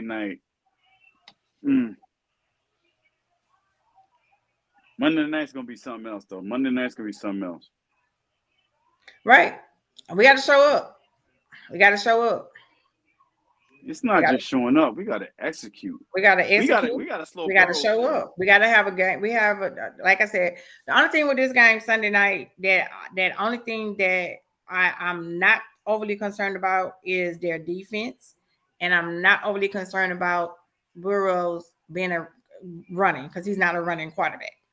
You hurt his leg anywhere. But again, if you give him time in the pocket to dissect your defense and he would do it. He will break them down. But the only thing that I'm concerned about with them is the fact that, who gonna stop Jamar Chase? Because this is not 100%. Who gonna stop Higgins? Gesicki's good too. Brown out the backfield. Yeah, you got a running back out there. They got the running back out the backfield, Brown. So that's my thing. And that's always been our issue all season is stopping the run. I honestly don't feel like I think we're playing better on defense, but I don't know if we have enough, especially on that back end, to stop them. I hope Chase don't go for 200 yards. I'm praying that he does not. I'm praying. And then Higgins, you have two number one wide receivers on that team. Two. Not just one, you have two. Then throwing Gesicki and then Brown. And then they have a couple other receivers too. So we got to put heat on Joe Burrows. Parsons going to have to at least 3-4 sacks in that game. Put a lot of pressure on him. Right. You're gonna have to. You're gonna have to get pressure on Burrows. That's the only way you're gonna be able to stop him because he's an accurate passer and he can get the ball down the field. And then Cooper Rush gonna have to figure out how to get the ball down the field, and we're gonna have to score points when we get in the red zone. There's no way we're gonna be able to just keep settling for field goals. Cooper Rush accuracy is a problem for me. Like he should have so many more interceptions. He should have tons of interceptions, but either the ball, it got dropped or they didn't catch it or it got called back, or whatever. But he should have way more interceptions than what he should have interceptions, like way more than what he had, because I don't know what he be throwing at sometimes. I'm like, dude, like, how you throwing the ball way over there and this dude way over here? Like, who are you throwing to? You're throwing the socks, you're throwing the feet, you're throwing through the helmet. I'm like, you might as well just throw the ball to Mike McCarthy. I don't know. I don't know either. Our best bet, to be honest with you, is ball control. Yeah, we're gonna have to Rico, ball control the clock, and we can do it because they have a bad defense. Cook, he need to be active on Monday. Zeke to me does not have any burst left. If you ask me, Zeke is just on the team because him and Dad are best friends. They need to actually activate Cook and let Cook rock. Let him run. Let him do something. Come on now. They being stubborn for some reason. He just on the team earning a paycheck. That's it. Right. We have a question. He said, "I gotta ask, how is that the Cowboys is the only Southern team in our division Because of realignment. because of realignment?" Because of realignment, and the Cowboys always played basically in the NFC East, so they didn't want to move them. They didn't want to move the Cowboys to the South. I don't think the Cowboys want to do that anyway. We wouldn't want. Come on, we've been playing the Eagles and the Giants and the Commanders for a long time. Why would we want to be part of another division? That it wouldn't even seem right. Think about it. We in the South, but still Right, Charlene, playing, throw it at Mike head. Throw it at his stomach. What's that? The ball. She said she gonna throw the ball at Mike McCarthy head. I say, yeah, throw it at his head, throw it at his stomach. He gonna just duck because he got his play sheet balled up. He just gonna duck. I get so sick of seeing him on the sideline with that play sheet rolled up, especially when we losing by 2 scores, and I just be like, "What are you? Wait." But you know what? To be honest with you, who's better, him or Jason Garrett? That's another thing too. I'm like, damn, we got rid of Jason Garrett for Mike McCarthy. At least we was a little disciplined though. We didn't have as many penalties under Jason Garrett like we do with Mike McCarthy. Because those penalties in that first playoff game versus the 49ers, that really hurt us bad. That really hurt us bad. So it's a great debate. Who's better? But it was the pre-snap penalties with Randy Gregory. That last pre-snap penalty in that game is what hurt us because we had got a 3 and out, had them off the field, and he got a pre-snap penalty, which caused them to keep the ball, and they went down the field and they scored. They kicked the field. Trying to sack the quarterback. Yep, trying to sack the quarterback. Pre-snap penalty. And I like Jason Garrett though. Jason Garrett was all right. Jason Garrett took a lot of heat though too. That Prescott's rookie year because he didn't replace actually that when Romo came back. He took a lot of heat, and him and Romo were like this. So that showed me a lot about Jason Garrett. It did. It really did. It showed me a lot about who Jason Garrett really was. So I don't know. I kind of like Jason, even though he was a clapper. Right. That's what pissed me off with him though. He would clap like you just got a 15-yard penalty. And he come on the sideline, they go on the sideline, he clapping. Like, what are you clapping for? He just got a 15-yard penalty. The clapper. Like the clapper. Like, what are you clapping for? We just got a 15-yard penalty. I don't know. Mike, I don't know. Mike, he did win a Super Bowl because he had Aaron Rodgers. I get it. But Jason, just the players seem to act differently with Jason Garrett for some reason. We were more, I don't know. It was just different with Jason Garrett. Mike McCarthy won because he had the type of quarterback he had with Aaron Rodgers. To be honest, Mike McCarthy haven't showed me that he could develop a team. He haven't showed me that he can even develop a quarterback. He haven't showed me that. Because even though Cooper Rush didn't get a lot of playing time, he's a backup quarterback, whatever, he still should be way better than he is with especially his passing and his accuracy. He should be way better with that as long as he's been in the league and as long as he's been on a team. And that's the reason why the year that Dak was out and everybody was talking about, oh, Cooper Rush did this, Cooper Rush did this. I told him it was not Cooper Rush. It was our defense. That defense was crazy. Playing lights out. We had a top 5 defense at that time. And defense was playing lights out. We wasn't scoring over 20 points, but the defense was keeping the other teams under 20 points. Now the defense can't keep them under. Can't keep them under 30 points. Can't keep them close to 30. Under 30 points. That's why. We're not getting the turnovers that we were getting then. Like we led the league 2 years in a row in turnovers. We wasn't getting the turnovers that we're getting now. And it's like now when they get a turnover, they have a chance for a turnover. They don't even even get it. They don't even fall on the ball. They still miss out. Unless the ball throws straight to them. They've been better lately, though.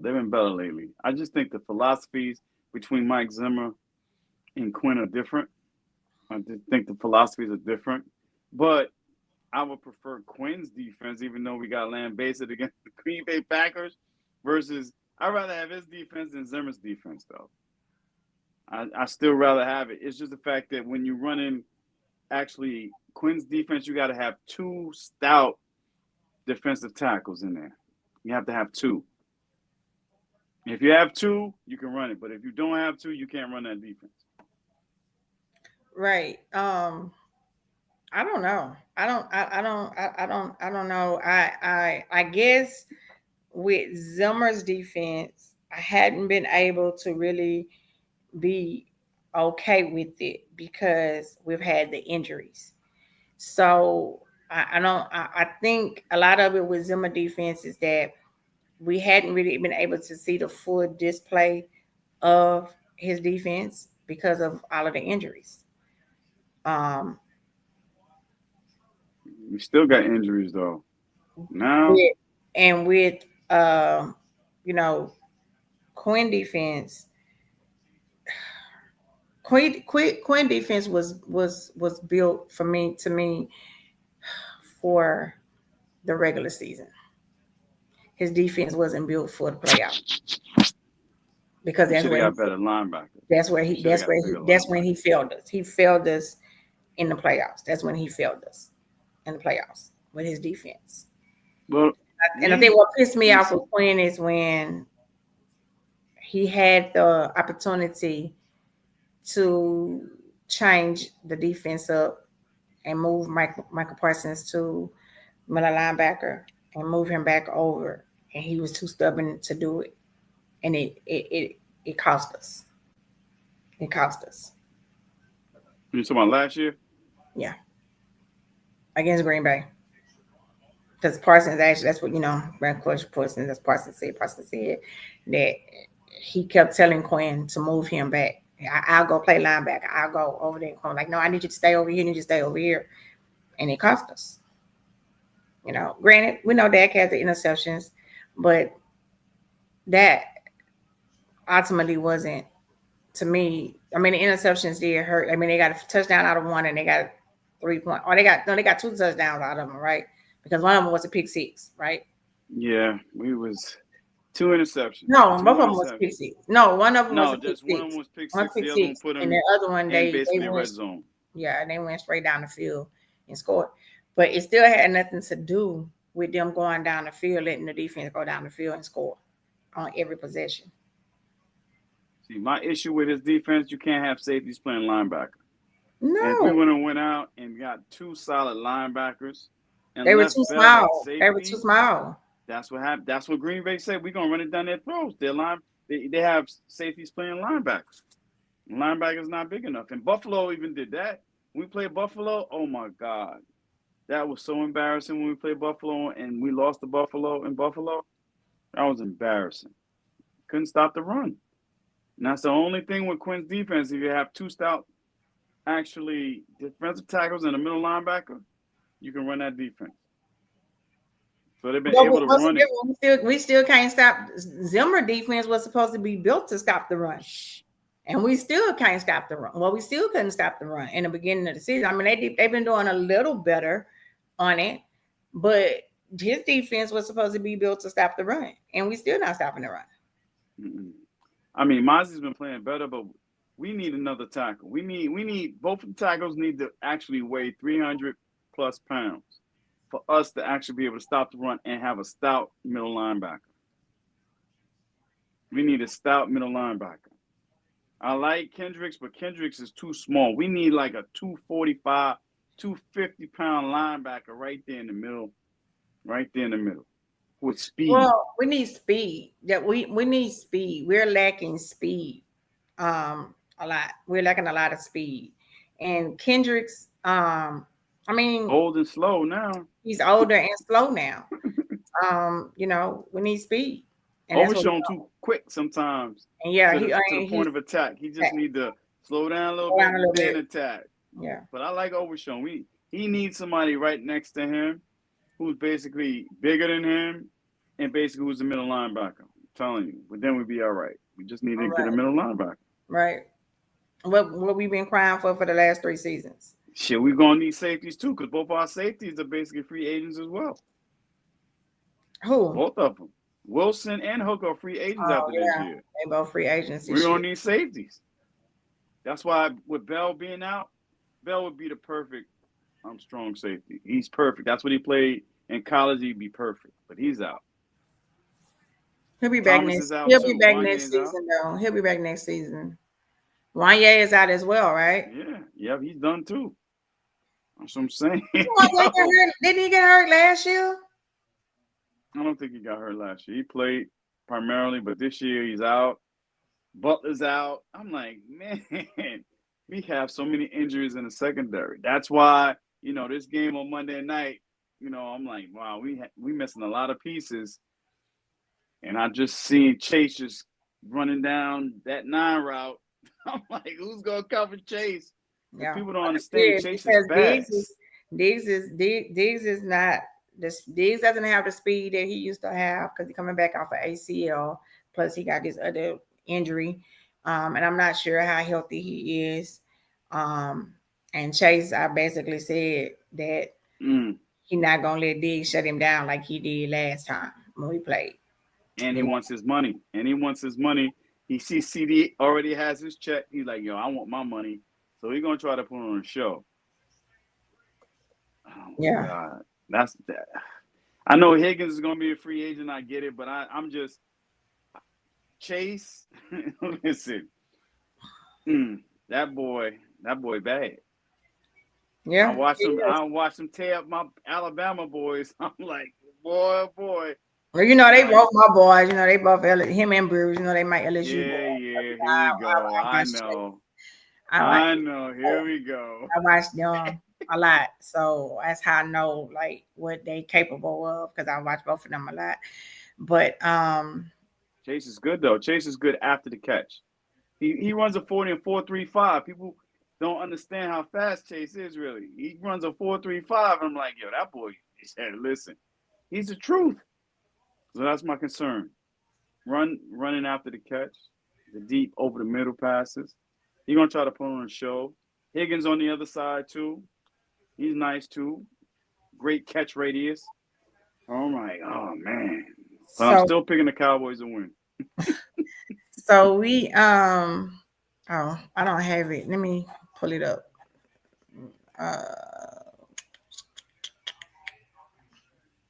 Where'd Sean go? Say he had a migraine. Can you pull up the this week games? We do our picks. I got them right here.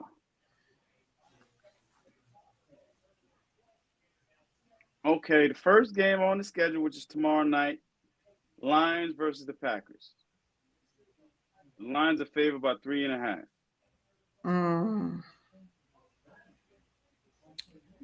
I think I picked the Lions. Oh, yeah, I'm picking the Lions on that one. I'm picking the Lions. He says, Chris said Parsons is better at linebacker when we play quarterback with Dak Prescott skills as a running quarterback. Without a big DT, the tackle and guards be holding him on the slide. Because he's too small. But he wants to get that defensive end money. He want to get the defensive end money. That's why he's not going to switch back. Yeah. All right. Next game. Cousin Chakessa. The Saints versus the Giants. Here in New Jersey, the Saints favored by 5. Yeah, the Saints. The Giants not winning no more games. Nah, but it will warm my soul for them to play and beat the Saints. But I bet that will just warm my soul. I would be so tickle pink. Really? It's gonna be cold. No. Sunday's gonna be 50 degrees here in New Jersey, so It's not going to be that cold. I don't see the Giants win no more games. Okay.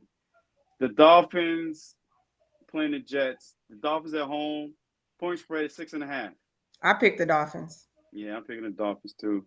I just think the Jets is just gone, and they have no injuries. They have an all-star team with no injuries. yeah. I don't hear any excuses for the Jets, but anyway, the Titans and the Jacksonville Jaguars. The Titans are at home. They're 3.5-point favorite. Who? The Titans? The Titans are a 3.5-point favorite at home versus the Jacksonville Jaguars. Oh yeah, I got the Titans because Trevor Lawrence not even playing. He out. He not. He done. He done for the season.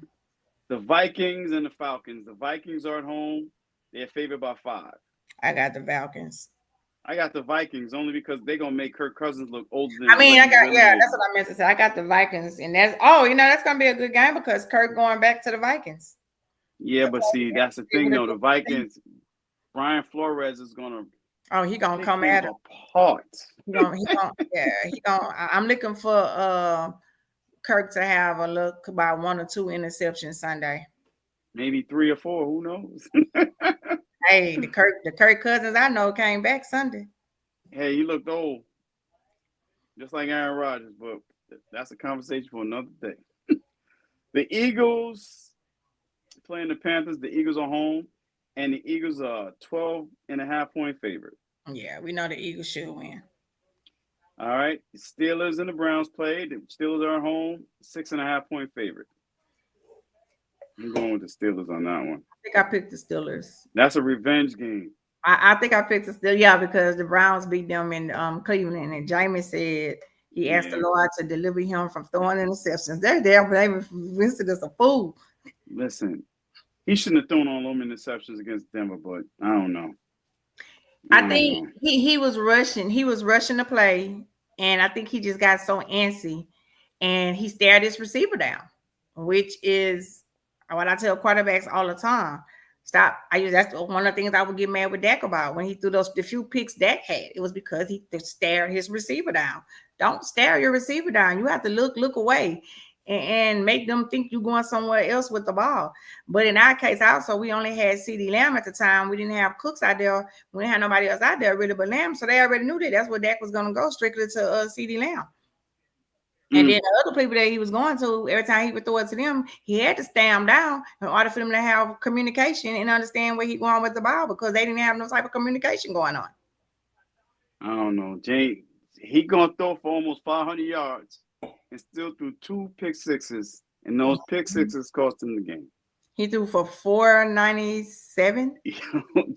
Jameis, give it. Jameis, take it away. Yeah, he threw for. I like Jameis Winston though. I really do. I like James. I think he's different. I like James. I like his attitude. I just like how he does things. So, but yeah, and honestly, the way Deshaun was playing earlier in the season, even though Deshaun had the money, I think if they would have played Jameis Winston probably earlier, the Cleveland probably wouldn't have the record that they have, to be honest. They need a quarterback too. All right. Next game. The Buccaneers are home versus the Raiders, and they're a 7-point favorite. I picked the Bucs. I am too. I picked the Bucs just because the Raiders don't have a quarterback. The Cardinals at home versus Seattle Seahawks, and they're a 3-point favorite. I actually picked Seattle. I did too. I picked Seattle as well. Special of the week. Yeah, I actually picked Seattle. All right, the Bills are away playing the Rams. The Rams at home. The Bills are favored by 4 points. I picked the Bills. I did too. It may be an upset, but I don't think so. The 49ers are playing the Chicago Bears, and the 49ers are at home, and they're a 4-point favorite. You know what? I picked the Bears on this just because the 49ers doesn't have no running backs. All their running backs are out. Yeah, but that running back that they do have from Louisville, Trent, he put some on us though. Trent might not be playing Sunday. Who? Trent Williams. He might not. He's not playing for him and his family. Yeah, he lost the baby boy. Ward is not the same Ward that he right now. And I understand with Ward, he lost a kid too. So he Mhm. probably still dealing with something mentally and internally too. But I don't know. I just something tells me that the Bears is gonna win this game. Really? Yeah. I'm still going to 49ers though, because the 49ers are playing at home, and they're still in the race for the NFC West. They have a lot to play for still. What time they play? Bears don't. What time they play? Because if Does they, it because if Green doesn't Bay, say probably 4:30. Probably 4:30. Because of West Coast game, so it's probably 4:30. I'm going with, I'm staying with the Bears. I don't know. I Really? just feel like the Bears. I feel like the Bears can pull this one off. I do. Purdy is not his same. Purdy not the same Purdy neither. I think these things has kind of started getting in his mind and his head. We're gonna do. We'll revisit this on Tuesday. Who was right and who was wrong. After we win, hopefully. Oh, All but right. the Bears don't really have a coach. The head coach now was the OC, but they've been playing better. It's just the fact that the Bears are not playing for anything but pride right now. So I don't know. That's why I'm taking the 49ers. All right, the next game, the Chiefs and the Chargers. The Chiefs are home and they're a 4-point favorite. You already know the Chiefs gonna win. They gonna cheat, even Because if they they are lose. home. They gonna cheat. They gonna cheat, especially in Kansas City. They gonna definitely cheat. They gonna make sure they win if it's a close game. All right. But deep down, I want the Chargers to win because I'm tired of them. I'm tired of them cheating in Kansas City. It's gonna be cold, so I don't know. We're gonna Yeah, see. the Chargers ain't used to playing in that kind of weather. It's gonna be cold. But I picked the Chiefs though. All right, and the final game of the week, Monday night game, baby.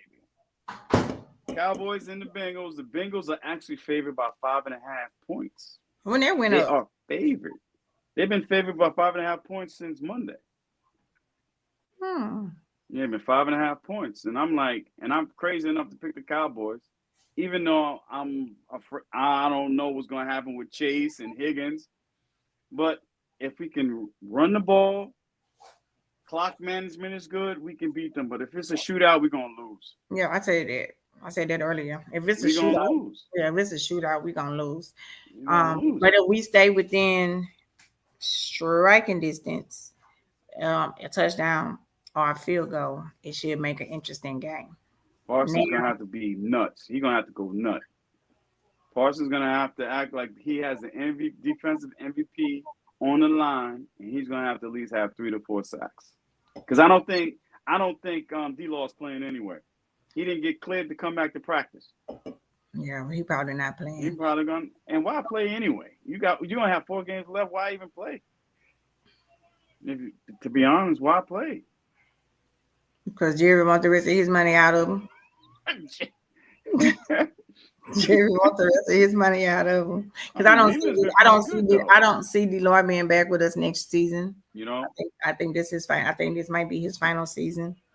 I hope Zach Martin retires, though. I really want Zach Martin to retire. Yeah, I think don't play for another team. I think he have done. He a Hall of Famer. I think Hoffman is playing well. I think at this point I think this guy. Of course, I'm gonna pick my Cowboys. But again, I feel as though it's gonna be it's a few things that gotta happen in this game. Play calling is gonna have to be what we need it to be. Cooper Rush is gonna have to get the ball down the field. He can't be a sitting duck in the pocket holding the ball. He has to be a little bit more accurate with his passes. We need to get a running game going with Rico. And for some reason, I don't know why they're not playing Dalvin Cook, but we need to put Dalvin Cook out there. We need to use Zach. We need to use Zeke out there as a blocker. We need to use Zeke out there as a blocker. And if we need Zeke for the small, short yardage, we need to use him. If we need him in the red zone, we need to use him.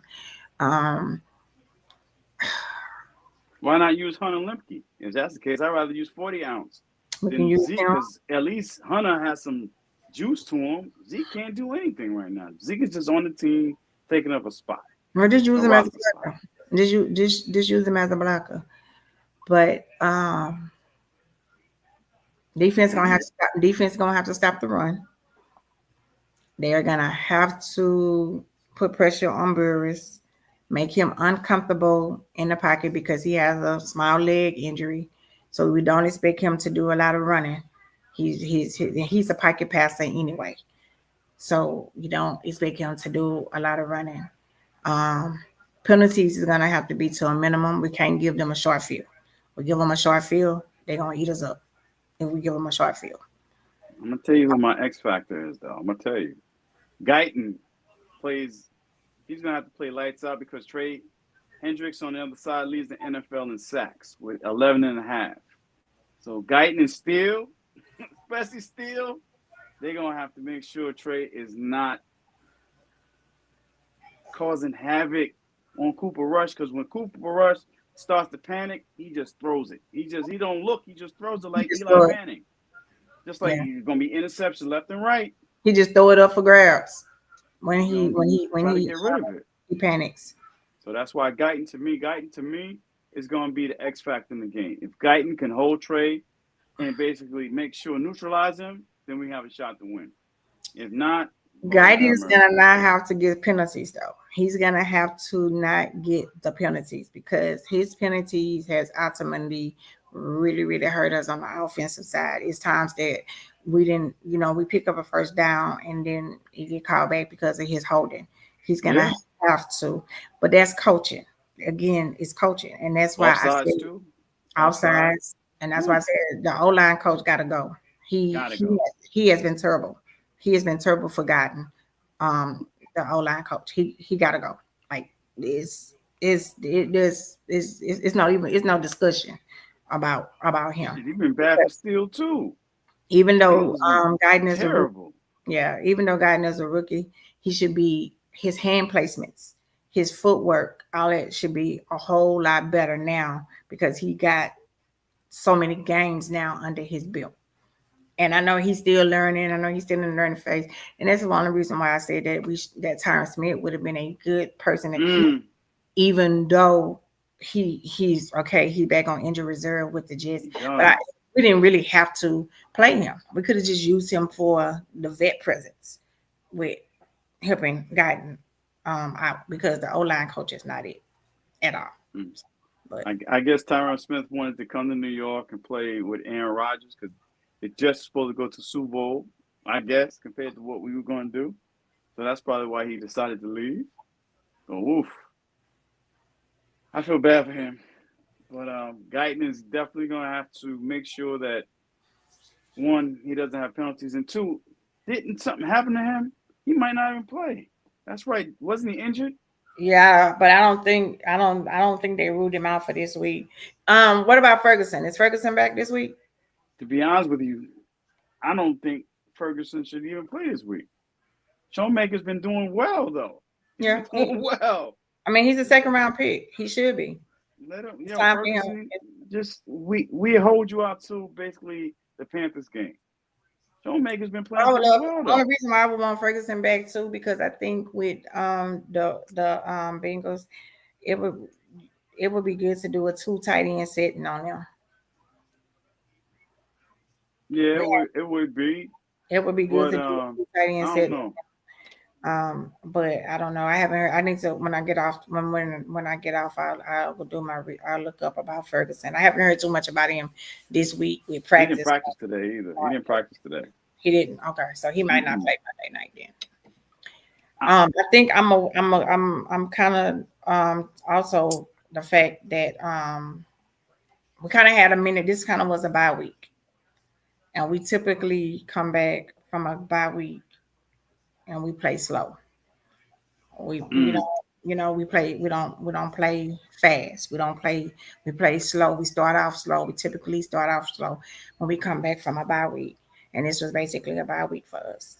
Um, we needed the rest, especially with some of the the bang up some of the players and stuff.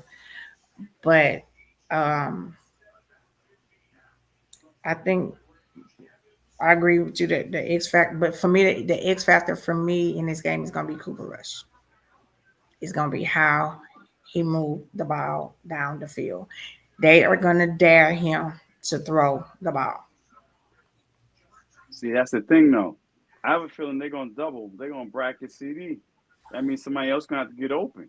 Because if I was the Bengals, looking at the film, looking basically how the Cowboys utilize CD Lamb, especially in the beginning of the game, I would double CD.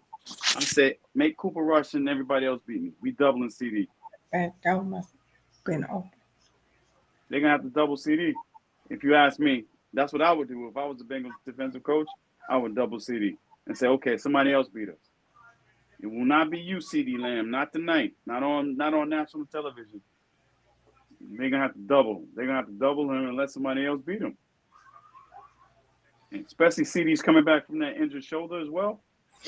Right. I don't know. Brandon Cooks played well last week, though.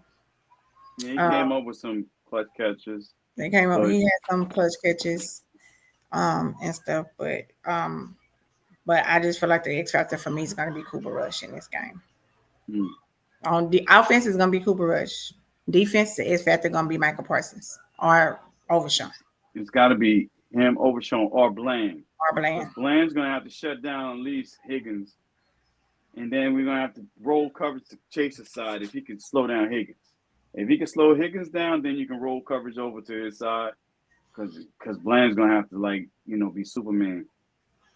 Yeah.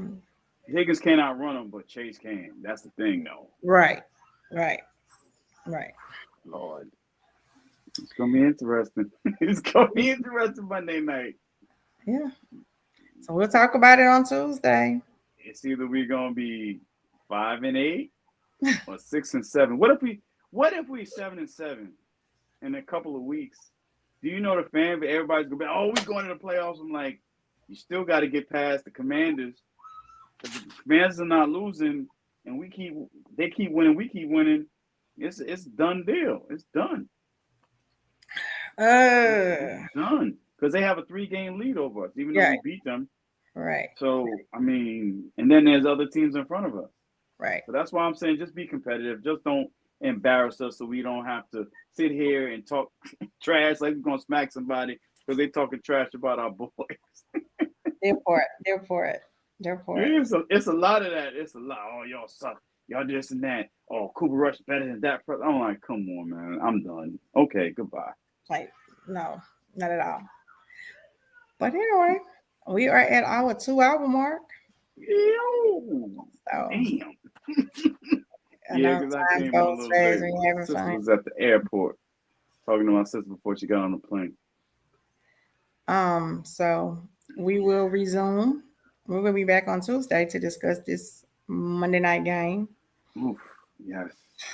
Hopefully they show up ready to play. Hopefully we get another home win. Yeah, I picked them. Even though I'm afraid what Chase may do, I'm still gonna pick him. Still gonna pick him because why? Because I'm a fan. Yeah, that's true. Yeah, no, don't forget we got Turpin, so we can get Turpin and get a couple of run backs and even break one for us. Hey, don't forget he might be the X factor on offense, and too. he could be an X factor on offense as well. Sometimes I forget about Turpin. They should use him running more jet sweeps because he's use him more jet sweeps and stuff. But it's like they trying to get him more active into the offense, which is a good thing. But I think we need more speed though. We need speed. Yeah.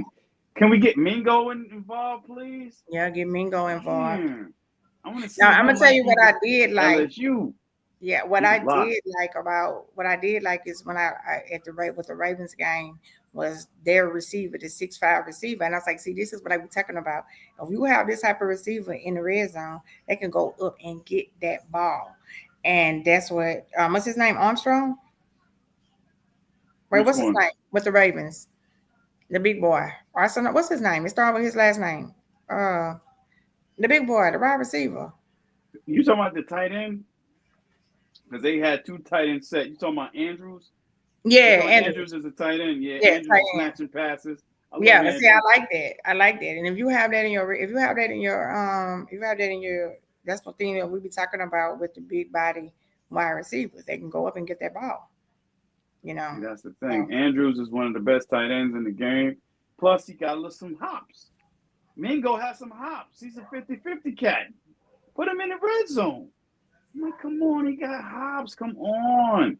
That's yeah, why I miss Dad so much, though. I do. I miss Dad so much. yeah, because Because of he the had 50 50-50. balls.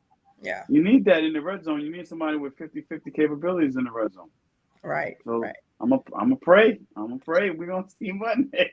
People be talking on the chat. We're gonna see. You're gonna see.